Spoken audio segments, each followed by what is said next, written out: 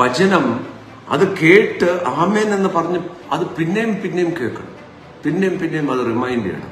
വിശ്വാസം കേൾവിയായി വരുന്നു. ഓരോ പ്രാവശ്യം കേൾക്കും തോറും വിശ്വാസം കേട്ടുകൊണ്ടിരിക്കുമ്പം വർദ്ധിച്ചുകൊണ്ടിരിക്കണം, പറഞ്ഞുകൊണ്ടിരിക്കണം. അതുകൊണ്ട് ആ വിശ്വാസം പറയണം.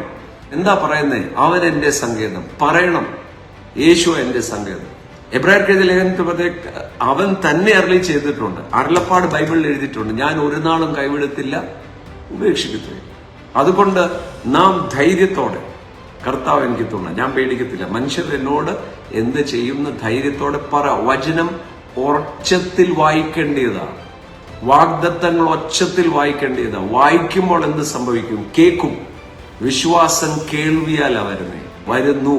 Faith comes, keeps on coming. Faith comes by hearing. Comes എന്ന് പറഞ്ഞാൽ continuous tense, present continuous tense. Every time it is spoken, continually അത് കേട്ടുകൊണ്ടിരിക്കണം. വചനം കേട്ടുകൊണ്ടിരിക്കണം. വാഹനത്തിൽ യാത്ര ചെയ്യുമ്പോൾ കേട്ടുകൊണ്ടിരിക്കണം.